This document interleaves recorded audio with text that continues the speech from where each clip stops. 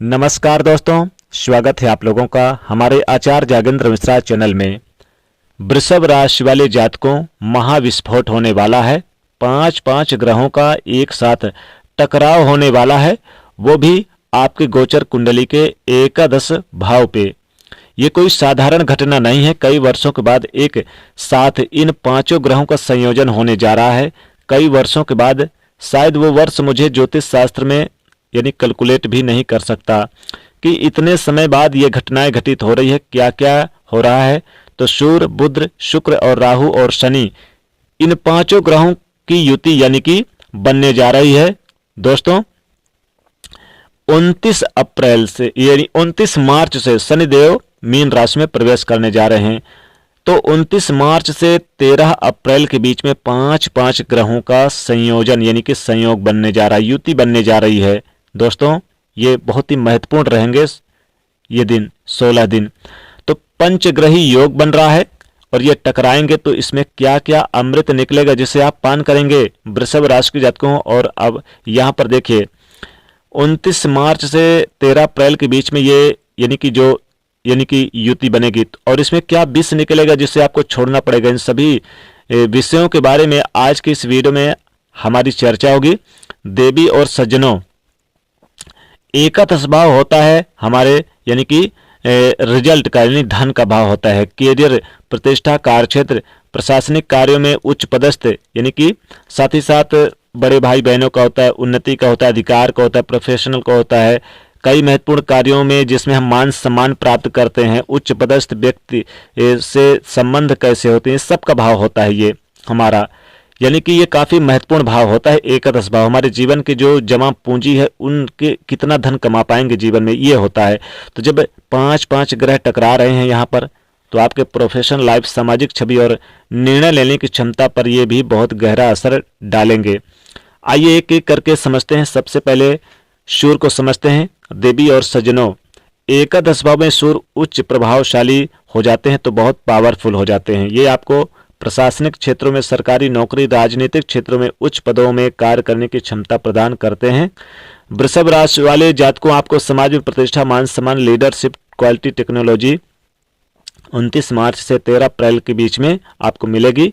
लेकिन यहाँ सबका बाप राहु भी बैठा है। राहु, इसके पास अपना कोई अस्तित्व नहीं है, न सर है, न पैर है, न समाज में मान प्रतिष्ठा है, न कोई इज्जत है, न जीने का शौक, न मरने का डर, न पैसों का लोभ, कुछ भी नहीं है इसको। और ऐसा व्यक्ति जब समाज में कोई हो तो बहुत खतरनाक होता है, वो कुछ भी कर सकता है। देवी और सज्जनों, ये वही राहु है। ये राहु क्या करेगा?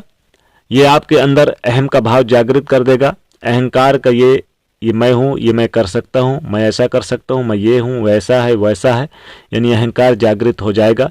वाद विवाद करवाएगा, ज़्यादा लोगों से, आपके अधिकारियों से मतभेद भी करवा देगा, लड़ाई झगड़ा करवा देगा।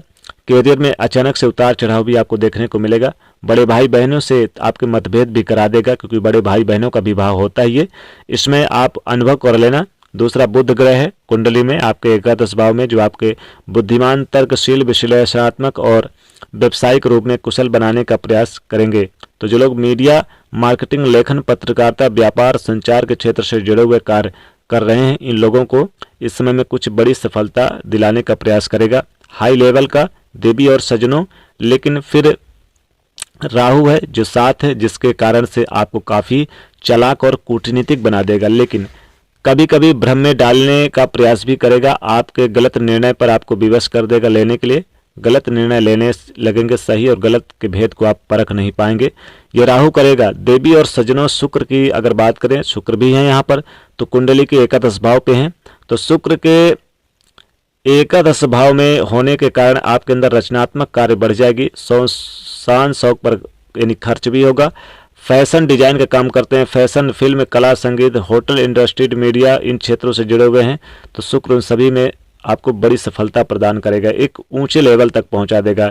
यह योग भौतिक सुख, सुविधा, विलासिता और अच्छे सामाजिक संबंधों को दर्शाता है आपके लिए, और आप निश्चित तौर से जो है एक बड़ा स्टैंडर्ड मेंटेन कर लेंगे। लेकिन राहु है शुक्र के साथ, तो ये कैरियर, प्रेम संबंध में कुछ परेशानी उत्पन्न करेगा, जैसे कि प्रेम संबंध में अस्थिरता देखने को मिलेगी। हो सकता है आपके साथ विश्वासघात हो जाए, धोखा हो जाए आपके साथ, करियर में अनैतिक साधन से आप पैसा बना सकते हैं, ऐसा योग बन रहा है तो थोड़ा सा सावधान रहें। अब जो सबका मालिक है, सबका बाप जो ब्रह्म में डालता है, वो राहु की बात कर लेते हैं। देवी और सज्जनों, राहु एकादश भाव में होने से आपको ये महत्वाकांक्षी तो बना देगा, सहनशीलता बना देगा, जोखिम पूर्ण लेने की क्षमता में खूब बढ़ जाएगी, खूब जोखिम लेने की तरफ, रिस्क लेने की तरफ आपका मन बहकेगा। राहु कहता है कि रिस्क है तो इश्क है। राहु व्यक्ति को उछाल कर ऊंचाइयों पर ले जाता है, बुलंदियों पर भी ले जाता है। देवी और सज्जनों, राहु आपको राजनीतिक, विदेश संबंधी कार्य, technology, cinema, internet, social media और नए जमाने की जो नौकरियां हैं उन सब में सफलता दिलाने का प्रयास करेगा। लेकिन राहु कभी कभी अनैतिक तरीके से, गलत तरीके से, जो समाज में नज़र में नहीं है, ऐसे तरीकों से आपको सफलता प्राप्त करने के लिए प्रेरित भी कर सकता है और आपको सफलता भी दिला सकता है। हालांकि कुछ मामलों में गलत फैसला भी ले सकते हैं। प्रोफेशनल लाइफ में उन्नति, करियर में बड़ी ऊंचाई दिलाने का प्रयास करेंगे, बड़े लेवल पर जाएंगे, करियर में ग्रोथ बहुत हाई लेवल रहेगा, सरकारी नौकरी और उच्च पदस्थ व्यक्ति से मार्गदर्शन मिलेगा। सूर्य चूंकि मजबूत हैं, यहाँ पर एकादश भाव पे सरकारी नौकरी प्रयास करेंगे तो लाभ होगा। सूर्य आपको सपोर्ट करेंगे, राजनीतिक क्षेत्र में आपको विशेष लाभ मिलेगा, फायदा मिलता नजर आएगा, व्यापार में लाभ होगा, मीडिया, मार्केटिंग और टेक्नोलॉजी से जुड़े कार्य करते जितने भी लोग हैं बहुत अच्छा इस ऊंचे स्तर तक जाएंगे।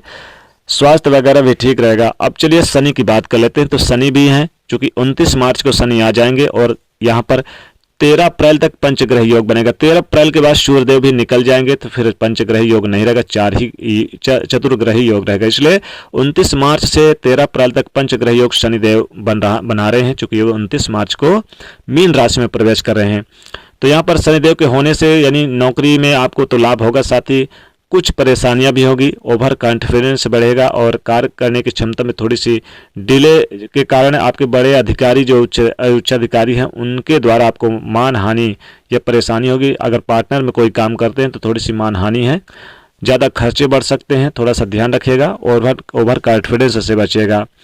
समाज में हालांकि मान सम्मान बढ़ेगा लेकिन फिर भी कार्य अधिक करना पड़ेगा। शनि आपको यहाँ पर स्लो काम करवाने के लिए प्रेरित करेंगे। हालांकि राहु हैं तो मेंटेन करते नजर आएंगे। तो चलिए अगर उपाय की बात करें, उपाय जरूर करिएगा ताकि सभी ग्रहों का लाभ हो। देखिए इस समय आपको वृषभ राशि को ओम सूर्याय नमः इस मंत्र का जाप करें और आपको केले का दान करें। साथ ही ओम राम राघवे नमः इस मंत्र का जाप करें, ओम गुरुवे नमः इस मंत्र का जाप करें। साथ ही हो सके तो किसी गरीब निर्धन को आप दान जरूर करें और भगवान विष्णु जी की पूजा आराधना करें, इससे विशेष लाभ होगा। तो ये था वृषभ राशि के जातकों आपके लिए जो पंचग्रह योग बन रहा है इसका रिजल्ट। तो दोस्तों वीडियो को लाइक करें, शेयर करें, चैनल को सब्सक्राइब करें। जय मां लक्ष्मी।